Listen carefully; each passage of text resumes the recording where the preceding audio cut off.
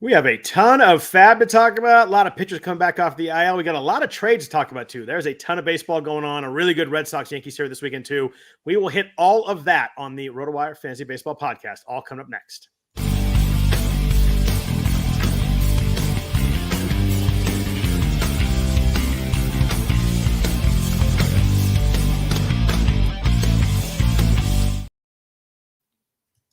Happy Sunday night, everybody. Welcome to the RotoWire Fantasy Baseball Podcast, sponsored by DraftKings Pick 6. I am Scott Jenstad, joined as always on Sunday nights by Jeff Erickson. If you could please rate and review the podcast, would help us out a lot. If you enjoy listening to us, leave a bunch of stars. A nice comment helps people find the podcast, et cetera, et cetera. Jeff, there is a ton going on in baseball. How are you tonight? I'm doing well. I'd be doing better if I would have won Robbie Ray anywhere, but so it goes. I did not in any of my leagues. Yeah, it was we'll talk about FAAB here in a second, but there was a massive FAAB weekend. There's a couple of really big names available, a lot of spending going on. We've talked about in the last few weeks how a lot of people have more money than they usually do. There's been a couple studies that show like average team has like $90 to $100 more than they did this point last year. So it was a lot of people had money and they spent it tonight. So we will definitely hit that. But you and I talking a little bit before we started. Crazy how many trades there have been, and a lot of them with fantasy impact too. I mean, usually we get a flurry of action, 1 or 2 days before the deadline, but 3, 4, 5 days before, we had a bunch of trades this week, and there's a lot of action before the deadline even hits this year.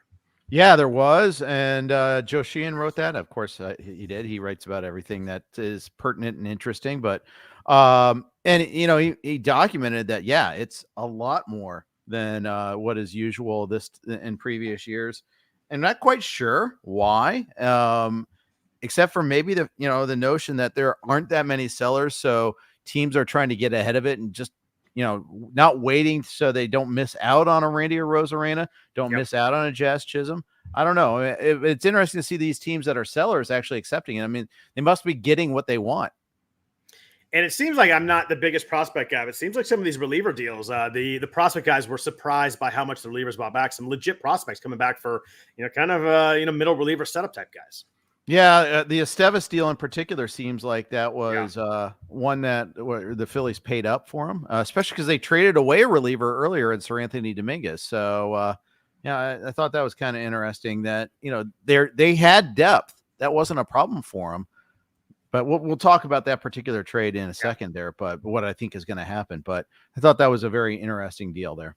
I did. I felt like the AJ Puck deal too. With that, was a prospect that everybody was pretty excited about. It was Dave Ison de Los Santos. So it seems like we've had years where the relievers don't get dealt because they're just not getting enough back. But it feels like there's teams really need relief pitchers right now, and they're paying for them. Yeah, Yimi Garcia also with a pretty decent size return. So I just noticed the Jason Adam deal today. That was one that had eluded my attention earlier there. That's another one that another reliever going. I'm assuming that we'll see Fairbanks go at some point too, just because everybody else seems to be going. But there's a lot of trades so far, and I love to see it. Let's jump right in and talk about these trades from a fantasy aspect. Obviously, you play in an NL or AL only league, these trades become massively important as guys switch leagues. But even in regular leagues, redraft leagues with FAAB, whatever it may be, I mean, these are impact deals here. The bigger one today, Jazz Chisholm moving to the Yankees. I guess it was yesterday because he played tonight. Big move for the Yankees, adding Jazz Chisholm. Sound like he's going to play kind of all over the diamond. He played center field tonight.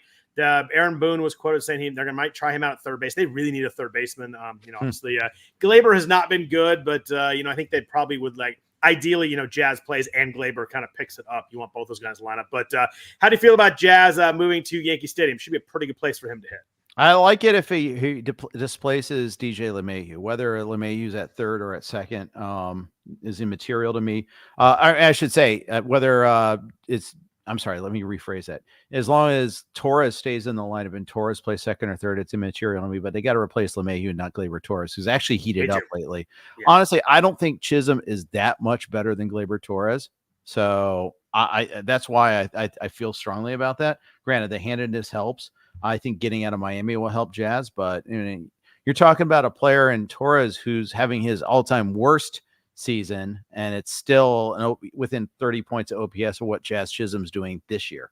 So that's what I think. The other thing though is, Gleyber Torres is going to be a free agent after this year, so there is some succession planning coming on here. Chisholm will eventually be able to play second base, or eventually play center field. I don't think they want Aaron Judge to play that much center, but this year he still may have to, especially with Stanton coming back this week too.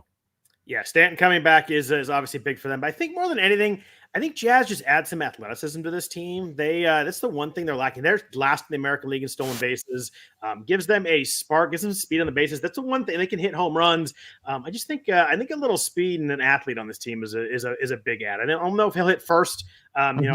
Gleyber or Verdugo maybe hits first based on the handedness, but someone hitting right behind Stanton. Obviously, he's got some pop, he's got some speed. I think he'll bring a fun aspect to this team too. I think he's going to be. There's a lot of chatter about him not being a good clubhouse guy for them. I think he's going to be the opposite. I think he's going to fit in well. I think they're going to like him. I think the New York fans are going to take to him. I think it's going to be a good move for Jazz, and he's signed too. It's not like this is a rental. This is he'd be in New York for a little bit. Yeah, that's right. I think that's absolutely right. And like you said, they need a little infusion of energy, athleticism, all of that. I think that's going to be a pretty big deal there. By the way, in AL Tout Wars, Chisholm was, that's the difference between AL and mix. Right. Chisholm was obviously not available in a mixed league, but he went for $800 in AL Tout Wars. I was gonna say whoever had the hammer has to use him there, even though there could be more deals. I mean, you got to just do that, right? Yep. Yeah. And that thing is, there's going to be more big names. The funny thing, because of the early deals, we've had, we have this big name this week, but next week there'll be some more. And that's going to be pretty wild to see that. I'm trying to think of what could be a NL to AL that would be a huge dramatic difference maker. I don't know. There'll be some AL, like if Flaherty gets traded, if Tarek Skubal gets traded, obviously that would be the huge hammer. But he would go, that'd be AL to NL. I don't know. You got the Marlins, you got the Nationals, you got the Rockies that are definitely selling. The Reds potentially could sell. But I don't know. I think Montas isn't going to fetch that. Yeah, exactly. I think the Jazz, if I had the hammer in the AL, I think that I would have definitely gone full in for Jazz, not knowing when, I agree. I think and you get an extra week too. Yeah. I mean, unless no brainer to take it. But I know you're talking about before, like the Mets, but I don't think the Mets are going to sell now. I mean, they're in the playoffs. Oh, not at all. Position. So there was a lot of talk about Lonzo and those guys before. I think that's out the window. I just don't think there's a name like Jazz that could go NL to AL. Obviously I could get surprised by something, but I just don't see that. I think that Jazz would be the move in that direction that would be huge. Agreed. Yeah, it's true. Unless the Giants go trade Snell. Then that one has, I have heard that. Yeah. I don't think, but the Giants are only 3.5 games out of the wild card. They're 2 games under 500. Now, do you think that it's possible that they could catch the Mets at 55 and 50, or the Diamondbacks are? I mean, I guess it's one hot streak away, but there's the Diamondbacks, there's the Cardinals. I mean, I don't think the Pirates are uncatchable. I think that is one. That is one where I'd kind of have to. I wouldn't be surprised. They just lost Nick Gonzales. I know they might get Jared Jones back. Not that Nick Gonzales really moves the needle that much, but right. But you still have the potential skiing shutdown. Point is, I could see them kind of saying, yeah, that's fine. The Cubs are weird. Cubs are actually buying, not selling. When they said that they'd sell. We'll talk about that trade in a second. Yeah. Too, but, you brought it up. Let's just talk about the trade right now. They trade Isaac Paredes. They traded the Cubs. And it's funny. My first thought was, wow, what happens to Morel's playing time? Does he play? Does he sit? And then I realized 5 seconds later, they announced that Morel was actually going to Tampa in that trade. It was kind of interesting trade because in my mind, I'm not one that thinks that Paredes is that much better than Morel. I know Morel's year has been really down, but I like his hard contact. It's interesting how different players they are. Paredes is like home runs and really good plate discipline with no hard contact. Morel's a ton of hard contact, no plate discipline. They're like complete complete opposites of each other. But it's an interesting trade because Morel just feels like a guy who's going to go to Tampa and do well. Yeah, it does seem like a Tampa target sort of thing. The thing about Morel is defensively, he's a liability. And that's one thing that I think is, I think they kind of, their patience is worn out on that. But, at the same time, and definitely that, he's run so hot and cold this year that I get it. Paredes has clearly been a lot better this year. Yes. But, the thing is, it's not like this is a long-term acquisition for the Cubs. well, actually it is. Paredes, I take that back. Paredes isn't ARB eligible until 2028. I really thought he was free agent eligible. I'm sorry, not free agent eligible until 2028. So that's the long-term thing about it there. Yeah. I take that back. I really thought that Paredes had been around longer than he has. Interesting. Yeah, so they'll have ARB for him for next 3 years, but yeah, so that they save money too in the deal there. I don't know what the Rays are thinking, actually, in terms of Paredes. I mean, why they had to trade him all of a sudden. Yeah, the Rays are clearly just tanking. I mean, they traded Arozarena, they traded Jason Adam, they traded Paredes. I don't know. I guess just stockpiling stuff is kind of what the Rays do. Yeah, I mean, I guess I could see it. I mean, I do like Morel, and I think he could blossom in Tampa. It certainly is their type of, and they got 2 prospects in the deal too. So I think they like the players, but I was a little surprised Paredes was on the block, except for the fact that he's free agent eligible, I suppose. I mean, arbitration eligible. I keep mixing. I know what the terms are, people. I'm sorry. I guess my brain needs to be rewired or something. Yeah, Paredes is only a little over 2 years of major league service. So yeah, there's still a lot there. We mentioned the Rays, Randy Arozarena moving to Seattle from Tampa. There was a cool scene where he actually went and sat in the crowd after the game. You can tell he had a bond with those Tampa fans. You realize that the players are adults too, and there's some real lives in here. But Arozarena moves to Seattle. He had finally, after a really rough first half of the year, he'd finally started to get warm. And now he moves to Seattle, where right-handers go to die sometimes. This should be an interesting move for Arozarena. Yeah, and it's this year in particular, the park has played even tougher than usual. It's an order of magnitude the toughest ballpark in baseball right now to hit in. Wow. Fun stat. Everything I get is from Joe Sheehan, by the way. 318 OBP at the time of the trade for Arozarena was better than any single Mariner other than like Victor Robles, any single full-time Mariner. It's crazy because that's not crazy. Good. That used to be below average. 330.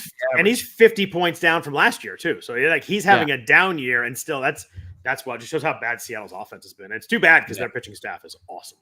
It just shows, though. I think the park just really limits them too, because I mean they've had a lot of hitters just lose it.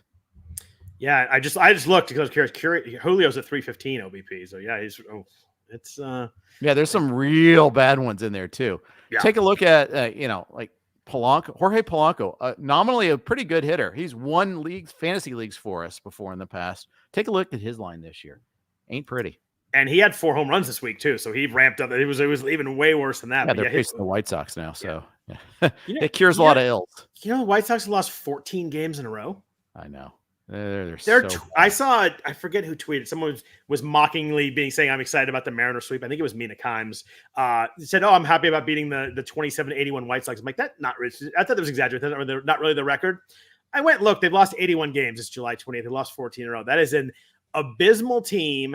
And I feel like they're messing up Fetty and Crochet right now with like the short innings. Crochet struggled today because they're doing some weird stuff. They know I'm getting hurt, but like, if you're gonna trade them, just trade them. But what they're doing is it's just weird the way they're handling these guys right now. It's like how Max Meyer was handled down in AAA actually once he got sent down for contract issues. Amazing how he came up right after the year, an extra year of control happened. That's so darn cynical. Yeah. It's so. Anytime a player holds out and you're like, oh, he's so greedy. Remember stuff like this. Just remember crap like this. Where literally waited until the week of that it went and just called him back up. It's just the whole thing. So transparent. Yeah. And like the Mariners are going to keep him until he's a free agent anyway. Like they're going to trade him or move him by some point anyway. But I'm with you. It's I don't complain when the players do that sort of thing either. Carlos Estevez moves to Philadelphia. This is a really big one for fantasy purposes. Obviously, had been closing for the Angels, so it opens up situation in Anaheim. Ron Washington said Luis Garcia is a closer now, but he's 37, 38. Ben Joyce is now on a 19-inning scoreless streak, but I don't know if Wash is just saying that, or if there's a lot of rumors they pretty much are guaranteed to trade Luis Garcia. If they get anything for Luis Garcia, they will trade him. He's been good, but he's 37 years old. But then also you move Estevez to Philly, where Jose Alvarado and Jeff Hoffman have kind of been sharing this role. Hoffman's been really, really good. Alvarado less so, but it certainly seemed like the quotes, at least from Dave Dombrowski, that while Estevez may not be a traditional closer, it seems like he's probably going to be the more often than not ninth inning guy. Yeah, I think this really kills Alvarado. I think that's the one for me. I mean, I think he's taken on enough water as it is lately, and add on to the fact that the handedness factor, they've got one more option. It allows them to deploy Hoffman wherever they want. I think they absolutely bought at his highest possible value, but have you seen what Estevez's whip is this year? It's useful. It's 0.76. I knew that he was really good, and I saw that when he got traded. I was like, oh my gosh. Because I was like, oh, I love Hoffman. He's been so good. This kind of sucks for him, but Estevez has been really good. By the way, I do love Hoffman, though. 34% strikeout rate, 7% walk rate. His whip's 0.91. If Estevez can maintain what he's been, this is a pretty good 1-2 punch of righties in the back of the bullpen. You get Alvarado as a lefty. They traded Seranathony Dominguez, but their bullpen definitely got better if Estevez can hold up to this pressure in Philly. It'd be interesting to see how he pitches there. Estevez personifies the way relief pitchers run hot and cold, though. Yeah. Do you know what his whip was last year? Probably like 1.3 something. It's double what it is now. It was 149. Wow. It's 7.4 this year. Yeah. Come on. I mean, and granted, before that he pitched in the Rockies in previous years, but this is with the Angels last year was 149. Yeah. I mean, giving up two really good prospects for the best year of a reliever's life when he's age 31. I mean, that's a hell of a bet to bet that he's going to maintain it. He's a free agent at the end of the year. I think that was a brilliant trade by the Angels. I mean, I think I do too. Yeah. And I never, ever give the Angels that sort of praise, but I mean, they absolutely had to do this here. And in Anaheim, I know that Wash, we mentioned, said Luis Garcia. I'm fully in on Ben Joyce closing. He pitched really well. 2 shutout innings today. He's at 19 straight scoreless innings. Garcia did get a very easy save today, though. He did, and Garcia's been really good. I think they trade him, and I think if they don't trade him, it's hard for me to think that the Angels, out of it, want to have their 37-year-old guy that has no future with the team really not close the last 2 months or close the last 2 months instead of their rookie and see if, or second year guy, whatever it is, with Joyce and see what he can do. I just think it makes a lot of sense for them to see if Joyce can handle the role. Yeah, I agree. But I also think this is one of those let's see if he can handle the role next year because although I don't know. And I should know Ron Washington is like as old school of old school as they come. So it's hard to know. Yeah, it is. But Joyce has been really good. I think he's earned a shot at it. But it'll be interesting to see what they do. If they can get someone to take Garcia, I think he's a pretty quick to trade him. Yeah. A couple of another one. Zach Eflin moved to Baltimore. There's been a lot of talk about Baltimore adding some starting pitcher deadline. A lot of it's been around either Jack Flaherty or Tarek Skubal or someone else. But they added Zach Eflin, who, kind of a sneaky, solid ad. Not one that's going to change your season, but they need some arms. They need some depth in that rotation right now. With they've had obviously some injuries and some guys. Cole Irvin, Albert Suarez, not pitching like they were early on in the year, but. Eflin moves to Baltimore. He's got a 4.09 ERA, a 1.16 whip. The strikeouts are considerably down from where they peaked last year. They were 26.5% last year. He was really good last year. Has been serviceable this year, not as good. Swinging strike rate down about 2%. But I think this kind of just fills a slot nicely for Baltimore. I agree. I like it from them. I mean, again, for the Rays, they went and got 3 top 300 prospects, basically top 400 prospects on James Anderson's list. It's a depth thing, and they're far enough away that they feel, and they've earned the right to, their developmental chops. That they've earned the right to kind of give them some credit to see that, hey, they saw something in these guys that could turn them into a top 100 prospect instead. By the way, though, all within 3 games of the wild card as they do this. Yeah, I know. I know that's the part that is frustrating. I mean, they've won 2 games they've won 2 in a row since these trades, basically. They lost on Friday, but then won the last 2. They should not have won today. It's gross. But they've also been outscored by 50 runs. Yeah. They've, Arozarena is 29 and has a skill set that doesn't necessarily age well. The Eflin one hurts, I think, a little bit, but they also get Jeffrey Springs back on Tuesday. They get Rasmussen back later this year. they're a really smart organization that probably realizes this is not a team that is really seriously in contention. And if it's you get a chance to reload and kind of backfill that farm system, I think it's I think I trust the Rays front office enough to kind of know what they're doing better than I do with their team. And yet I agree that it's super frustrating. It is. I mean, if you're a fan, it's frustrating because you get in the dance, you can do anything. We saw that plenty last year. Yep. And they didn't go all in when they had better teams the last couple of years. That's the other thing that's frustrating. It'd be one thing like, okay, well, we gave it our level best when we had these awesome teams. They didn't have like the big deadline acquisitions. The one time, they just don't do that. That's not what they do. A few other minor deals. We had AJ Puck go to Arizona. He's pitched really well recently as a reliever. Might not be that minor. I was going to say with the blown save by Paul Sewald today. Do you think that AJ Puck might get into this closer mix here at some point? Because he's been pitching really well. Short inning day with 3 strikeouts. I don't think he's that far away from maybe stealing some saves here. I agree. We did drop Kevin Ginkel in our main event league today because, he's now 3rd on the pecking order, in my opinion. Yeah. I think Sewald probably gets the next couple chances, really. I think he's earned enough of that, but I mean, they did go out and acquire Puck, so you hold on to Puck if you picked him up for speculation, thinking they might trade Tanner Scott and that Puck would close for Miami. He might close for a better team. So, it wouldn't be a shocker if that sort of thing happened. Puck has allowed 1 hit in July. Is that good? Not 1 run, Jeff. 1 hit. Yeah. 1 hit, 16 strikeouts, 3 walks in July. Yeah, that's good. Yeah, 16 to 1 K to hit ratio is something a lot of pitchers would like to have.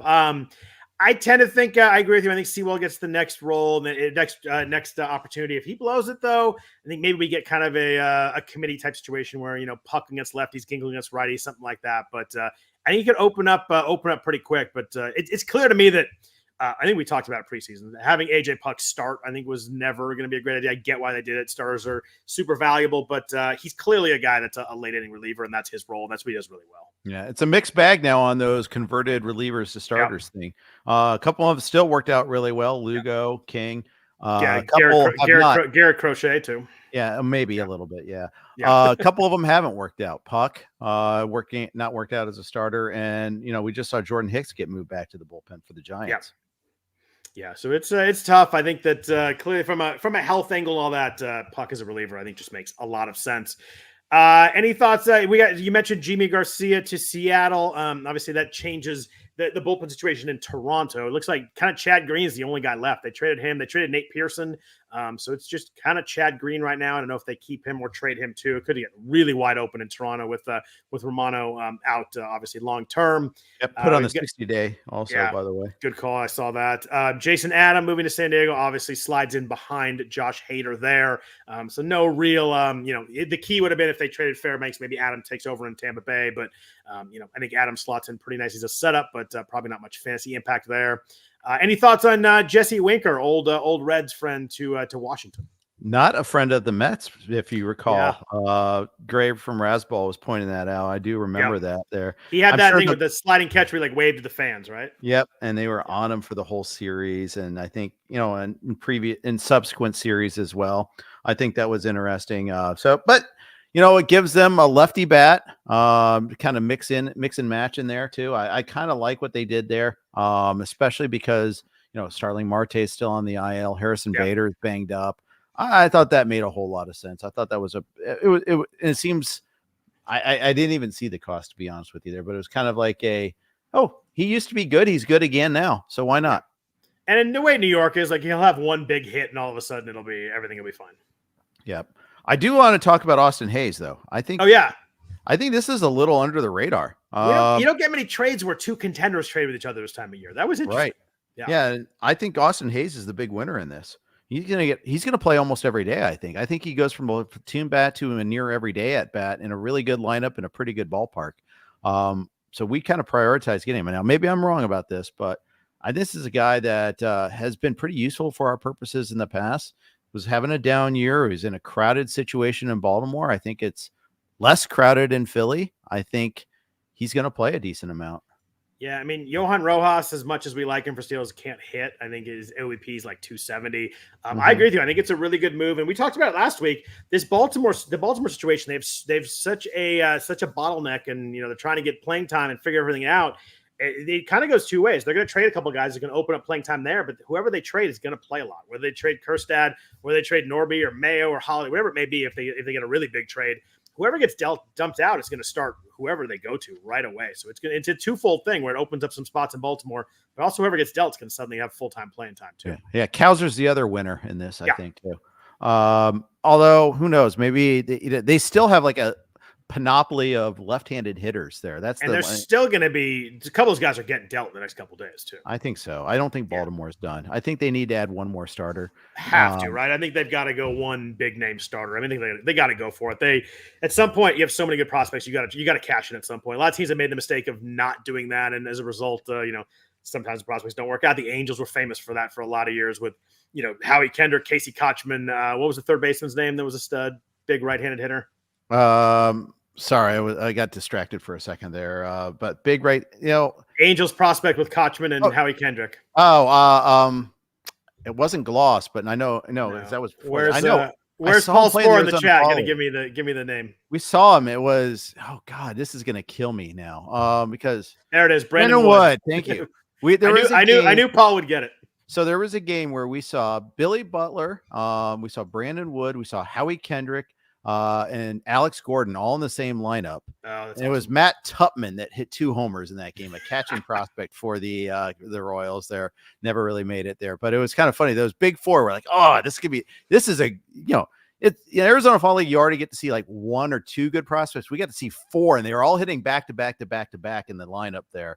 It was pretty wild. There were like 4 years where Brandon Wood was going to solve all the world's problems. And then I got excited when the Reds traded for Brandon Wood.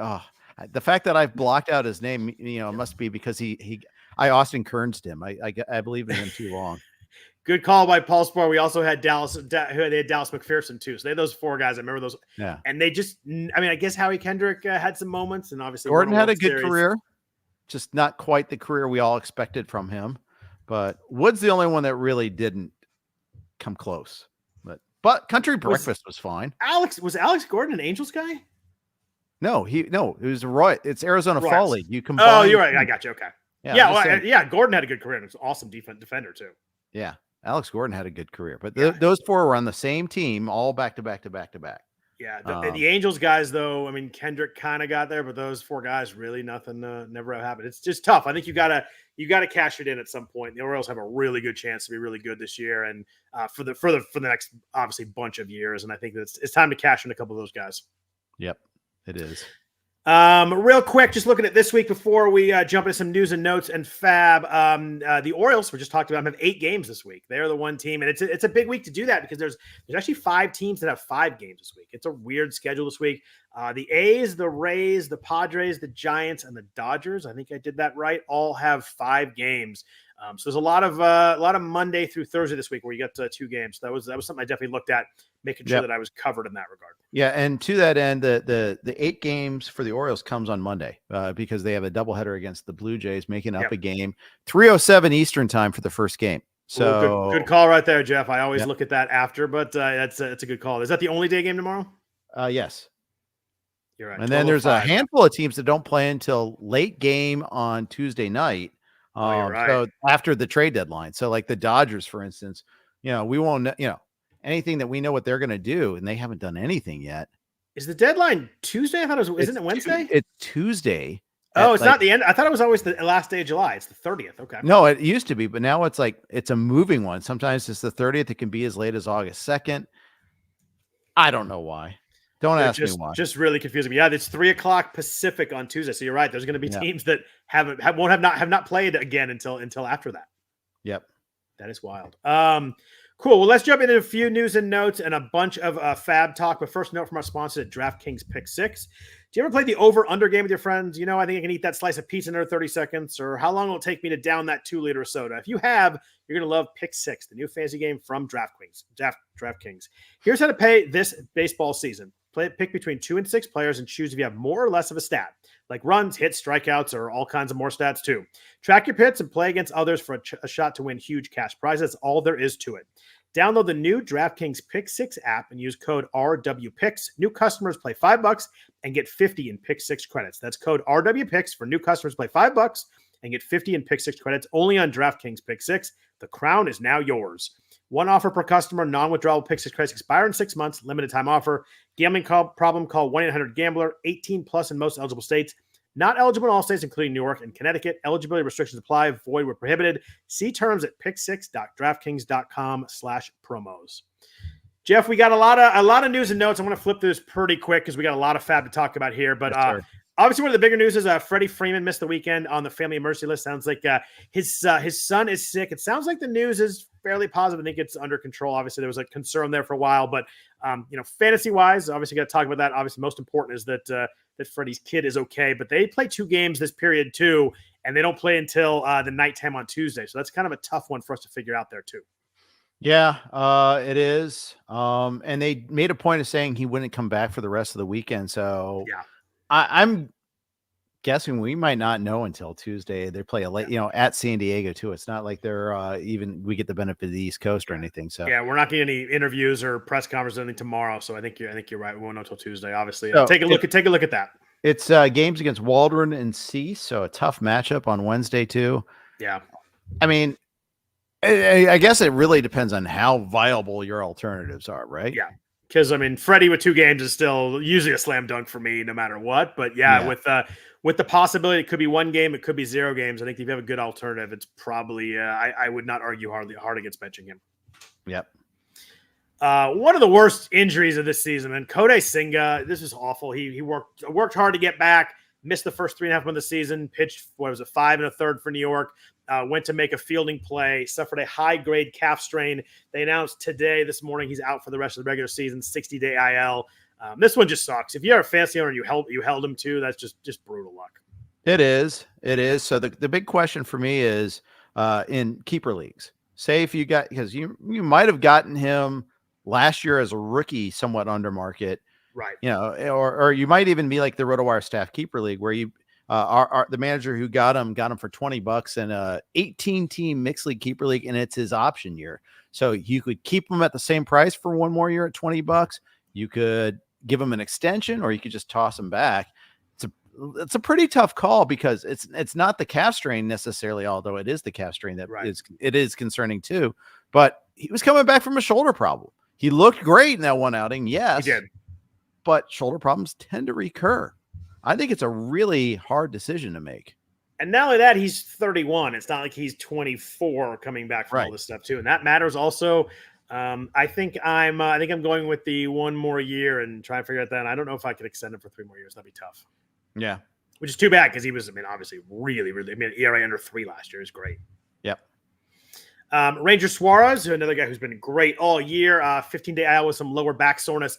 This didn't sound too awfully serious, although with any kind of pitcher with any back injury, you worry. But this felt to me like I'm a little sore and maybe I need a couple-week break on a team that has nothing to push him for. This feels to me like it'll probably end up being okay. I think it's very similar to Tyler Glass now. Yeah. Want to make sure. You mean tall man back, as Glass now called it? Yeah. Suarez has struggled lately. Yeah. In the last 30 days, it's like a 7.71 ERA.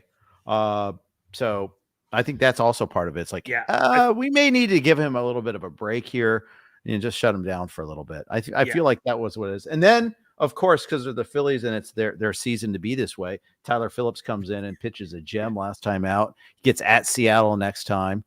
Could be useful for another week. Yeah, Riley Greene on Friday went on the 10-day IL with a hamstring strain. This one sucked. I love Riley Greene. Have him in a bunch of places. Although it sounds like he's kind of starting some rehab already. I'm always really worried about hamstring, especially the guy you hope for a few stolen bases from. But it seems like they may have been precautionary here and got it early. But obviously, the hamstring, you worry about tweaking that again. But it seems like the news is fairly positive on Greene. It is. And that's good. But yeah, with hammies, you always want to make sure that they don't come back too soon. They don't rush it. So that's something we'll just watch closely to make sure that he doesn't do that. You mentioned Nick Gonzales with the Pirates, who went the 10-day IL for a groin injury. They said that the recovery will be weeks, not days. Easiest drop of the day right there. I just cut him wherever I had him. It seemed like it was pretty easy, not like he had done enough to hold there. Some good news, though. We've got Giancarlo Stanton set to be activated on Monday. That would be nice to stick that in the Yankees lineup. There was a stat today on the Sunday night game that the Yankees in OPS are first in the second spot of the order, first in the third spot of the order, and dead last in baseball in the cleanup spot. It's crazy how bad it's been. I mean, all you have to do is see Tyler Wells as your cleanup hitter. Not Tyler Wells, Austin Wells. Any Wells, Vernon Wells. And there, and 2024 Vernon Wells, by the way. Any of the late season Vernon Wells. I was gonna say we go back a little later than 2024 and have bad Vernon Wells. Yeah. How about Angels Vernon Wells? We'll go with that. Yes. Big contract Vernon Wells. Angels.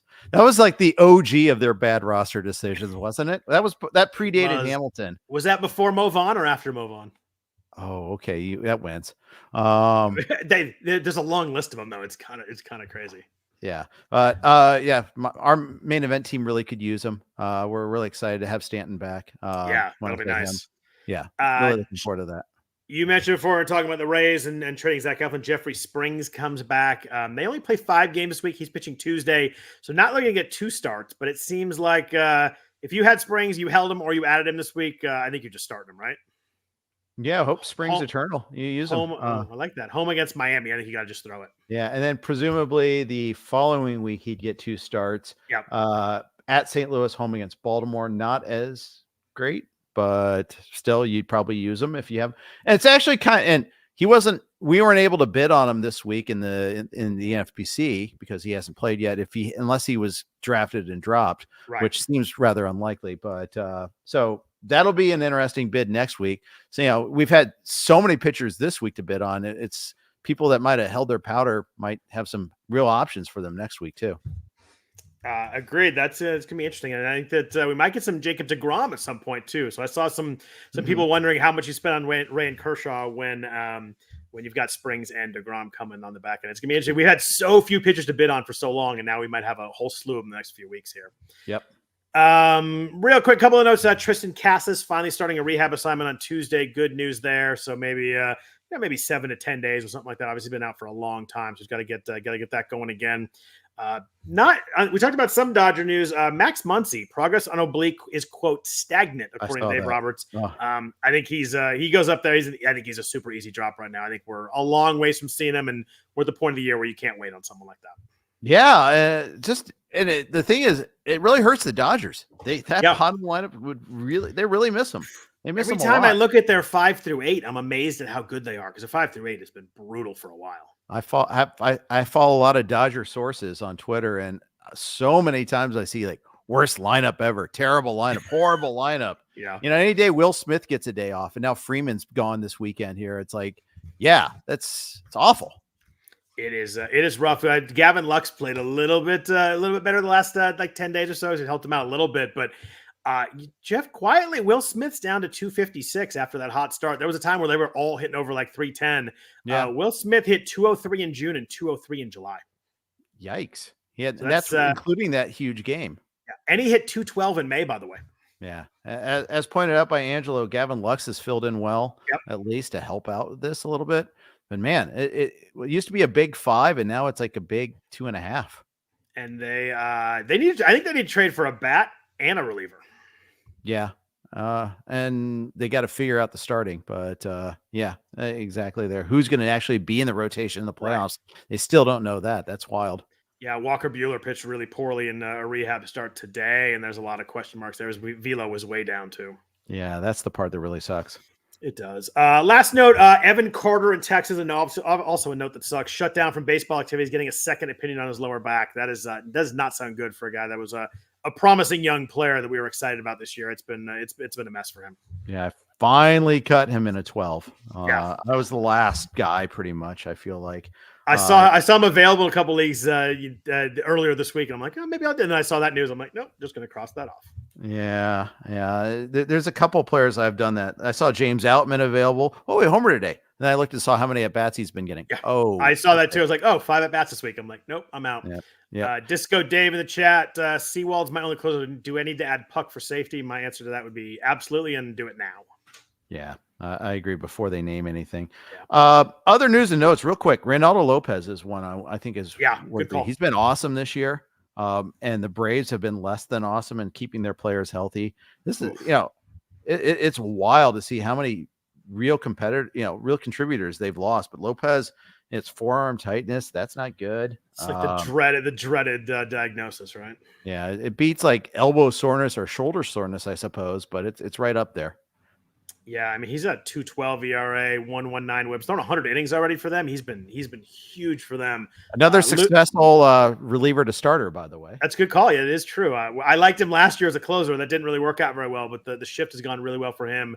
I don't know how many more injuries the Braves can sustain though before they. I mean, I think that did the Mets caught them for a second. Did they? Yeah, they caught them on Friday and then lost. Then the Braves won Saturday and Sunday. I mean, they lost. They won today despite Lopez's thing, but.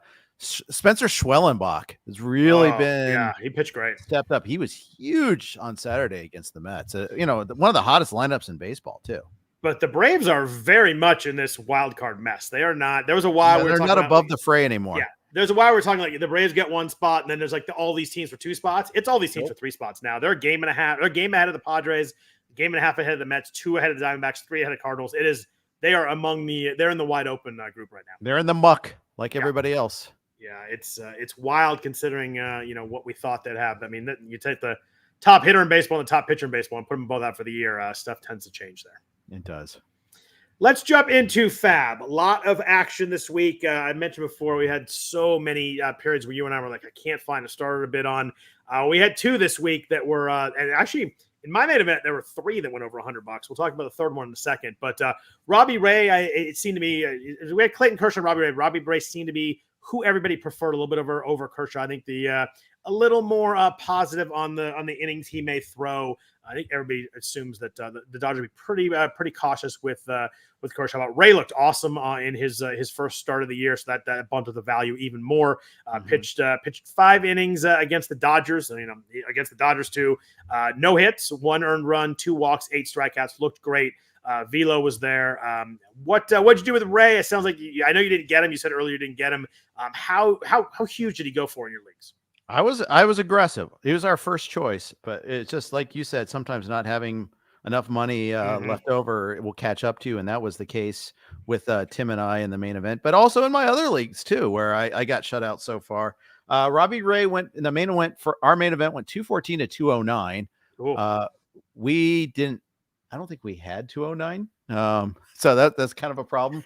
But well, you don't have to really worry about how much you bid then, because it didn't really matter. We bid 101, I think, or maybe we had 200 something. I don't know, but you weren't bidding 214 is what it comes down to. Probably not. Yeah. But he misses bats. I mean, that first inning was pretty bad with his command, and we know that that's part of the Robbie Ray experience. Yeah. But his stuff is so good. I mean, the Giants. This is why the Giants can't sell, in my opinion. They throw Robbie Ray and Blake Snell at you in a series. I mean, that's tough. In a 5-game series, that is tough. And Logan Webb. I mean, that's Logan Webb. Oh, afterthought. Yeah. Absolutely. That's a third. I mean, you're right. If they get any kind of short series, you could beat anybody with those 3 guys if they're all healthy. And Blake Snell was unbelievable on Saturday night. First pitcher in Major League Baseball history to have 15 strikeouts and not pitch more than 6 innings, which is like the most Blake Snell stat of all time, that he did something crazy while also still throwing 6 innings. And also not getting a win, by the way. Because the Giants decided to wait to score until after he left. But he got 18 outs, 15 by strikeout. That is a crazy stat. Yeah. Prominently featured in Ryan Bloomfield's Kill the Win series there. So Ray went for 400 in one of my main events and 187 the other, where I don't have enough money. I didn't really have a serious chance to get him either. Once he went for 400, I didn't have 400 in the Las Vegas main event. But we talked about at the beginning, there's a lot of teams that have money, teams that have more money than last year. I mean, if you had money, this is kind of the week you had to go get somebody, unless you just were set at starters, which so few teams are. Right. If you had money, you had to do it this week. There's no point in saving it too much longer unless you really want to get Jeffrey Springs. But I think you had to act this week. Yep, absolutely. And plus you get an extra week. You get in the case of like Ray and Ray, I think you got a better chance of getting innings than you do any of the other returning from injury guys too. Yeah, me too. So I like it there. Ray gets Oakland though. I mean, that's a team that just scores every game. Yeah. They scored what was it? 3 runs Saturday night. They did not play as well, but they also, even when they score, they strike out a lot too. And Ray did his work against the Dodgers, where a lot of these other people did, like, Snell did it against the pace eating Rockies first. Tip to the jar there. First time we 45 minutes into a pasting. I think that's it's a new long for the season. No, here's the Rockies though. They're the ones that went out and said, "Oh, we're not looking to trade Ryan McMahon. God forbid, we can't do that." I just don't get it. Who they did that with someone a couple years ago. That was it Trevor? I think it was Trevor Story. No, it was like Daniel Bard. Oh, I remember, but I did with Story too, didn't they? Daniel freaking Bard. I remember Daniel Bard. That was crazy too. Yeah. Yes, you got a career year out of a reliever who's had the yips before, and you wanted to be loyal to him or something. Or yeah. Good job. Way to go, Rockies. Rockies are going to Rocky. And then they wouldn't deal Story, even though he wanted to leave, and then he signed somewhere else. They just do so many bad things. Yeah. Yeah. And then like the Arenado thing, like they got pinned into a corner and vastly underpaid for undersold him. I mean, hey, they got Gombard in the deal. It's never good to get Gombard, Jeff. Yeah. They Gombard themselves. The other big prize this week was Hall of Famer Clayton Kershaw coming back, made his first start this week against the Giants. I think it was the day after Ray. He pitched on Thursday. I think Ray was the day before. Kershaw only went 4 innings, but did look pretty good. I watched a bunch of that game. The stuff looked there. Obviously, he's never going to be the velocity guy that he used to be, but still had 6 strikeouts. He gave up 6 hits, but looked okay. I definitely had him below Ray. I just think kind of an innings pitch sort of thing. But he went for 187 in one of my mains. I could not get him there, but I did get him in the other Las Vegas main event for only 97. I was pretty good with that. I think I know that we're not going to get 7 innings and 12 strikeouts at Kershaw, but I think he'll be a serviceable arm for sure in a 15-teamer. I was pretty happy to get him. Yeah, I mean, is there any track record with this guy being any good? I don't know. Yeah, absolutely. He was below Ray for us. We did not get him. We would not have gotten him. We just didn't have. Again, he went for 209 in my Chris Liss and Dusty Wagner, because Dusty does all the fab. Liss just drafts the team and then takes all the credit. Dusty does all the hard work. I love you, Chris. But Chris is the best. I don't know if you saw his live stream today during his NFFC beat Chris Liss. It was classic. Yeah. He essentially got auto picked because he was live streaming and missed a pick and then shut down the live stream, I think. Oh man. It was awesome. I did not see that. It was a great show. It was very funny. I love Chris. I do too. I love that he live streams it. And I think one year I live streamed a baseball with him, and he said he was too distracted, so he didn't allow me on. He was like not crossing out names. It was all kinds of stuff going on. It was pretty funny. You gotta have someone to co-host with you on those for sure. Yeah, hard to do that by yourself is really hard. I could not do that. I couldn't do it. Both Ray and Kershaw were picked up in 56 leagues, so they're somehow either there was a league that weren't picked up. I doubt that. It's probably a league that someone had just drafted them and held them. Ray went for a max of 400, a min of 67. But if you look at the bids, most of them were kind of in the, I guess I'd call it the 150 to 250 range was kind of the median in there. So it was really pricey. There was only 2 leagues where he went under $100. There was an 88 and a 67. Kershaw was a little bit less. He was 350 max, 44 min, but also pitched in 56 leagues. But it was more of a like 100 to 150 kind of range. So it definitely it seemed like Ray was definitely the preferred option for most teams. Yeah, absolutely. But and honestly, I thought Kershaw and River Ryan were a lot closer than Kershaw was to Robbie Ray, to be honest. Excellent segue, because River Ryan was the big 3 in both my main events. River Ryan went for over $100 in both my main events. It was actually who I wanted. I figured I wasn't gonna get Ray or Kershaw, but I kind of wanted to get River Ryan. I thought it'd be like 25 to 35 somewhere in there. Over $100 in both. So I don't know if it might be the same person, but he was popular. He looked really good today. I watched the Dodgers game when he was pitching. He looked really good. He's had some good stints in the minors. I like the issue here is, can he stick in the rotation if names come back? But he certainly earned his next start, and I think he's someone that could stick around for a little bit. I really liked trying to add him. We got the dreaded second place, 44 to 37. Yeah, that 44 is a good competitive bid on him, though. That's pretty good. I'm looking at where he went.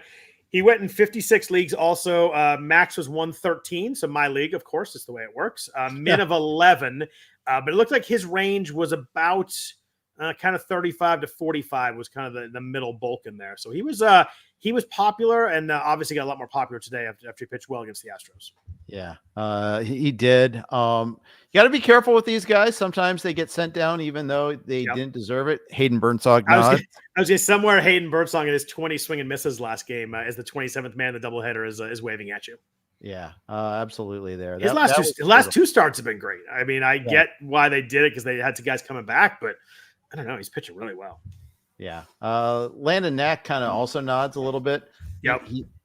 102 whip on the year, 307 ERA. In his last stretch, it was 23 innings, 347, 107. But Kershaw's back. Glasnow's back. River Ryan is now the trendy guy. So the Knack is gone. And Justin Robleski pitched well against the Astros too. The bullpen kind of let him down. They gave up two of his inherited runners, but he pitched really well too. And I think he's going to make his next start also. He is. I was surprised they went Robleski over Knack, but I honestly I didn't dig in that far to the ordering to see who made sense, sequencing wise. But Robleski's thrown 20 innings in 4 starts, so that was the one thing that was kind of thinking. I mean, that's the problem. Ryan, Robleski, and Knack, none of them are like that deep in the game. So I think that's one of the Dodger issues that they're dealing with right now, and why their bullpen was so taxed this weekend by Houston. Yeah. And you're getting 4 or 5 relievers coming in to pitch, and it seems like one of the guys kind of trips up every game. Yeah. So Robleski was on our waterfall, but it was definitely down ballot. What do you think about Tyler Phillips? You mentioned him quickly when we were talking about the Phillies earlier. Obviously, I've pitched well again. Was that today or that was yesterday? Pitched so 2 really good starts back to back. Complete games. Yeah, complete game. It was crazy. We don't get any complete games. And then Tyler Phillips is out there throwing one against Cleveland. Complete game shutout after going 6 shutout innings against Pittsburgh the outing before. Do you think he sticks? What were you betting on him? He was about 58% roster in the main event, so he's available about a little more than 2/3 of leagues. Obviously available in a lot of 12-teamers too. Did you go after him at all? He was on our list. I think I got him in like 1 or 2 leagues, but he may just get 1 start. Suarez could come back, but that 1 start is at Seattle. So yeah, you'd use him if you can have him. It's been a very adequate fill-in, but Nick Pollock writes up the pitching recap, which is essential stuff. The SP roundup. Yes, the SP roundup. It is essential. Great read every morning. I can't believe he does it every single night. I have no idea how. It's incredible. Every time I'm like, oh, he's got to take some time. Nope, there it is again the next day. Yeah. Anyhow, his thought was he was, he threw a lot, he was impressed with his control. They threw a lot of strikes, only allowed 1 walk in 9 innings. But he didn't think the stuff played all that well. But again, at Seattle coming up next.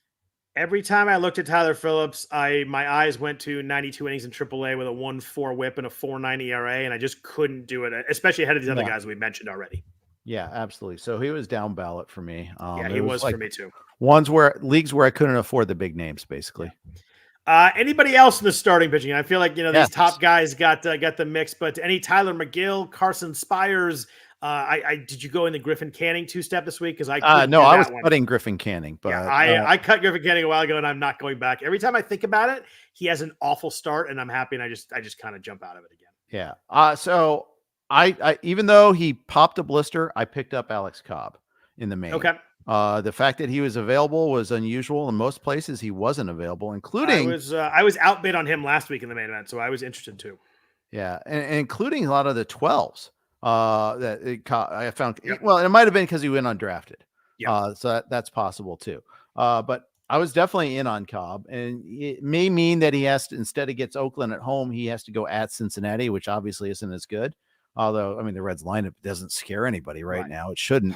Park wise, a big shift, but I don't know. Lineup wise, it's probably pretty close at the moment. Yeah, so we may not use him this week just because we don't know if he makes that start. But I think we got a pretty good pitcher. That's my thing with Cobb is who knows how long he'll last, but I think while he lasts, I think he will be very solid in the 15-teamer. I think he's just someone that 4 straight years of an ERA under 4. I think he's just going to be usable when he's there. Yeah, I was not bidding on McGill because I don't even know if he makes that start. Jose Budo is a better pitcher. I think he could replace him at some point. I think Budo's just so valuable to them in the pen his role right now. He's been awesome for them in the late innings. I think he goes out there for 2 innings and he just seems like he gets a bunch of punch outs and gets out of jams. Yeah. He's been huge for them in the bullpen. I agree with you. I think he's a better pitcher too, but I just think they like him in the role right now. Yes, for sure. I see that there. But I mean, Tyler McGill's still not having an ERA under 4.5. I know we like the stuff, we like the strikeouts, but it's just he's never been good so far, and that's over 300 innings. So it's hard for me to get behind. He wasn't good in his last time out either. Yeah. So I was not on McGill.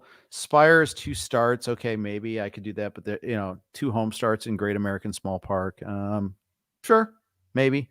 And then, like I said, Canning in the last month, he's got an ERA over 6.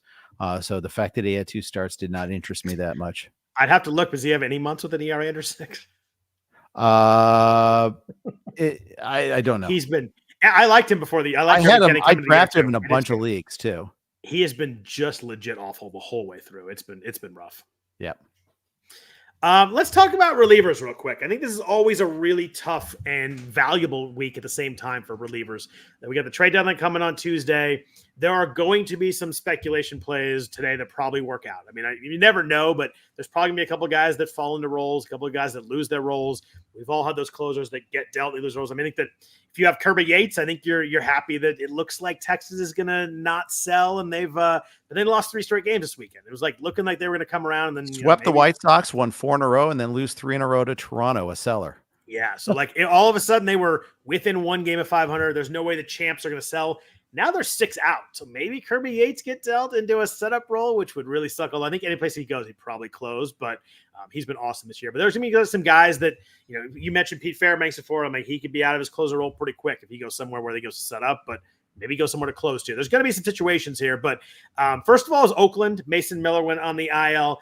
It's so A's that they have the best reliever on the market, and they could get a huge score for him. And he hurt his hands punching a training table because he had to go get a workout in, and he was upset about that, which is just an absurd story when you think about it. But it's so A's, it's so baseball, it's so relievers, it's everything. And it's 4 days before the trade deadline, or 6 days, whatever it was. It's unbelievable. And I think I read that you can trade a guy in the IL, but the commissioner has to have a special approval for it. So I have no idea what they do at the deadline, but it's considered. They're not going to trade him. I don't think so now either. I don't think they were going to trade him anyhow, to be honest, because I don't think anyone was going to pay the absolute mint that it really required to get him. Then I saw what some of these other relievers got, though, and I don't know. But you're right. You're probably right. It seems like they were asking for an absolute ton, but now they can't do it anyway. It sounds like they don't want to trade Brent Rooker because he's been so good. I have no idea what they're doing. That they're kind of low-key rockying this one here, but I don't know. I mean, and I know their offense has been really good for a month, but their starting pitching is still horrendous. They're so far away from being far away. Yeah, exactly right. You need starting pitching to be good, and they have none. Yeah. So when I started looking into this situation, I thought Urseg first, then Ferguson. Me too. I flip-flopped it. Did you? I'm now Ferguson over Urseg, but just based on the usage over the weekend. Kind of. I think they want Urseg to be able to pitch multiple innings at times. I think Urseg's going to trade it. Yeah, that also is a possibility. Which would be really good for Ferguson, obviously. Yeah. So either way, you kind of want Ferguson, but I mean, I could be wrong. Urseg's good, and he did pitch Friday. He did pitch Thursday and Friday, and then Ferguson got the save on Saturday. Ferguson got a save on. Was it Wednesday? Maybe also. It was whatever. All I know is Miller got hurt, and the A's had to save up every single day after that. Yeah, it was really fun. Let me tell you. Yeah, I bet if you have Miller everywhere. Yep. Or you're struggling for A's to get wins, and then all of a sudden they just could not. They could not. It kept winning games, and all in save ops too. It was maddening. Yeah, absolutely. I think it's probably. I think it's kind of be a split, but I do think that they do like Urseg in that 7th, 8th role. So I think that you could be right there. I think Urseg's gonna get traded. I added Urseg in one league, but I think that he'll be serviceable if they don't trade him. But I think that your point of Ferguson makes sense. Yeah. So Tim and I got Ferguson in the main, and I got Ferguson somewhere else. I think I got him in Amiki, my AL only home league on Thursday night also. So yeah, gonna be, we'll see. We're going to roll with that one there, but my degree of confidence is not high. It's 50-50 at best. Yeah, it was a tough one to figure, but I think you might end up in a situation where they get half the saves each, and that's really tough for a team that's probably not going to win many games. We talked about the Angels earlier, but what did you do in FAAB? Did you add Luis Garcia? Do you think he's going to get traded? Do you think it's worth the risk? What did you do with this situation in Anaheim? Surprisingly, Garcia and Joyce were rostered in almost every place I looked. Joyce was like 95% rostered in the main event. I think everybody's been speculating on him for a while. Him and Puck were the two guys for a couple weeks there, but he was available in some 12s. I saw Luis Garcia get added in a couple of leagues. He went for 35 in my main event. So it's one of those things we can all say, oh, he's going to get traded. He went for 72 in my other. We can say he's going to trade it, but maybe they don't find the right deal. Maybe he ends up closing for this year and Washington sticks with it. I tend to think it'll be Joyce, but definitely up in the air at the moment. The Garcia could end up working out. Luis Garcia was picked up on May 26th in my main event league. And just kept that whole time. They kept that whole time. Jason Wannick did that. So, hey, got rid of Justin Lawrence. Whoa. Whoa. Yeah, but I know it's Joey. Pipe down. I got that one. I liked it. Yeah, thank you. But yeah, so he's held him that whole time waiting for that Estevez trade, and now he can say victory is mine because we have definition there too. Until he gets traded 2 days later, and then it's true. Ron Washington said that Garcia is the closer. Yep. So there is that. Ron Washington said Garcia is the closer because he wants someone to trade for him. It's my opinion on that one. Probably he's been told to say that, perhaps even. What about two situations where the incumbent closer might get dealt this week? Or, a lot of rumors they will get dealt. We got Miami. We have Washington. Kyle Finnegan has been really good for Washington. He's held on and been good. He's got a lot of value right now. Tanner Scott has been fantastic recently. Last month, I don't think he's given up a run. Both those situations could open up pretty quickly. Did you have a preferred guy here? Calvin Foucher or the Nard dog, Andrew Nardi in Miami. The guy that I liked in this whole situation is kind of one of my favorite spec guys this week was Robert Garcia in Washington. I think I think Finnegan definitely gets dealt, and Garcia has been is a big strikeout guy. He's the ERA is not good, but he's been better lately. But swing strike rate 12%, 33% strikeout rate this year so far. He's been I think he's the guy. If they do trade Finnegan, ends up getting that job. He had a really rough start to the year in April. He gave up 6 runs, but since then.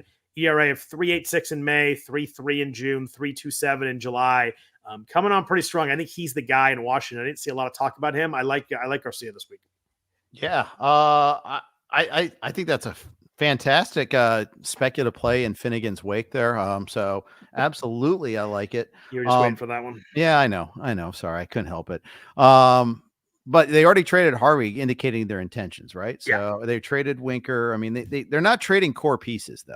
That's the thing I kind of like about the Nats of what they're doing. They're trading a reliever here, a guy that they got for free basically in Winker, who could be available for free again in this offseason again too. So yeah, makes a whole lot of sense for what the Nats are doing. I kind of like it structurally. Garcia is an interesting one though. I do like Garcia there. I think that is something there that's a good advice. If you have late leagues, I might have a couple where I still could do some bidding. I like that one quite a bit. He is a lefty. You got the lefty bias against him. That's the one thing that kind of don't like, but I mean, only 3 homers allowed this year, 12 walks in 36 innings. We can live with that. He's not young though. He's 28 years old. So this is not like one of those, invest in the future sort of guys. He's 10 years younger than Luis Garcia, Angels closer. I know. I'm aware of that. I like the ground ball. Any like ground balls, guys got a ton of ground balls and a ton of strikeouts. I just think you have to you find your way avoiding crooked numbers when you do that. Yep. We talked earlier about teams that if you have this reliever, there's a lot of variable with relievers. I mean, they have to trade Finnegan. ERA WHIP is under 1. He's 32 years old. He's having a fantastic year for them. I think this is a prime guy. You just got to get what you can get here. You got to trade him. I think. Yeah, I think so too. I picked up Shelby Miller in some places. I kind of think he's moving into the preferred guy there. I think so too. I mean, Foley pitched the 7th the other day. It hasn't pitched as well. Shelby Miller's pitched better lately. I think he got their last save. And I picked him up in AL Tout Wars. I picked him up in one of my NFBC environment leagues so far. I forget which one. I think it was maybe a 12 where I got him. But I got him. I got him in a Beat Jeff Erickson league. I got him. I think he could be useful. We talked a ton last week about the Dodgers. Evan Phillips kind of blew up right as we were like making moves last week, and a lot of people picked up Hudson. You got outbid on Hudson. Looks pretty good right now, by the way. I know he had the one save, but he pitched badly in Houston. Brett Honeywell got a save and then also was going to come in and get a save today. It was 5-2. The Dodgers tacked on a run, so it was 6-2, but he still came in. Got 2 save ops this week. Did you do anything with this Dodger situation? I know Honeywell is someone that has been was a big prospect with the Tampa Bay situation in the Tampa Bay franchise. Had a ton of injuries, could not get healthy. Went to the A's, couldn't get healthy there. Moved to the Dodgers. He's pitched well, and he's only pitched 12 innings so far this year. But Robert seems to be using him in high leverage spots. Obviously, for a team that wins a ton of games. I had him down my waterfall. I ended up with him in 1 or 2 places for like $2 or $3. I don't know, just kind of a usage play here. The fact that he closed out 2 games for them this week. I think that makes a whole lot of sense. I probably should have been more aggressive on Honeywell. Just waterfall didn't get him because I got Miller usually. But it could work out. But the Dodgers could also trade for somebody tomorrow too. The Dodgers they're going to have to. I think they trade for Tanner Scott is my guess, but I think they have to trade for a closer, right? Or right. a high leverage, high upside reliever too. Yep, exactly right. So that's why I probably wasn't going to, I wasn't super aggressive there, but hey, I mean, it is kind of pointing towards that. Yeah, but you're right. Though. I'd be stunned if they didn't trade for a pretty decent name reliever this week. Yep. I think a hitter and a reliever are coming to the Dodgers. I am really surprised they've done nothing yet. Yeah. Someone asked in the chat, should I hold Daniel Hudson? Scary's not getting any save opportunities. I had him as a drop if I got certain guys I wanted. So I was kind of on the fence on him where I was, if I get someone I want, I'm going to drop him. But if otherwise, I'm going to hold him for a week and see how the situation worked out. Yeah, it seems like that makes sense. Yeah. I held him in a couple of places. I think if I would have gotten one more free agent, I would have cut him, but didn't have that opportunity. A lot of the pickups this week were on the pitching side, but real quick before I jump out here, I want to talk hitters with you real quick. Biggest name this week, biggest name in baseball this week was Tyler Fitzgerald in San Francisco. 8 home runs in 10 games. He went full Barry Bonds on us for a week and a half. He's someone that showed some speed and power in AAA. He's 20 home runs, 29 stolen bases last year in only 102 games with the Sacramento River Cats, the Giants AAA affiliate. What'd you do with Tyler Fitzgerald this week? Obviously, the bidding was way up based on the fact of how good he had been this week. Were you a believer? Were you like, I don't see this happening again? He seemed like he kind of went in the 30s, 40s in most leagues. What did you do with Fitzgerald? I mean, it's hard to ignore that he was feasting on the paste eaters. Yep. But at the same time, I looked into him a little bit more. He is a real prospect. Yep. The fact that, I don't want to get into a Luis Matos. He missed the best week of his life, so it's too late now sort of situation. Reese Hines also may have done that. That might be one of the reasons we did bid on. Sorry, I forgot you got it. Yeah, we got him 35 to 32. Great bargain. But we missed out entirely on all of his production. We dropped Hines this week. Yeah, he got sent AAA. You kind of have to do that. Fitzgerald went for 45 in our league. We bid like 35-ish. I was kind of in that 25 to 35 range. So we went for mid 40s and mid 60s in mine. So there's a lot of thought to me that you missed the best 10 days of his career, but you're right. He is a prospect that's shown, back-to-back years of 2020 in the minors. Like there's some fancy goodness here if he can, and he clearly is. He can make it so he can stick around for a while. He's built a little bit of a leash now. Yeah, that not only that, but he also qualifies both shortstop and outfield, which is obviously that's really nice, attractive. So we bid on him. I think he might have even been our first choice. Now that I think about it, there in our hitter pool, we bid the same amount on him and Austin Hayes, but prioritized Fitzgerald. We got Hayes. So for what it's worth.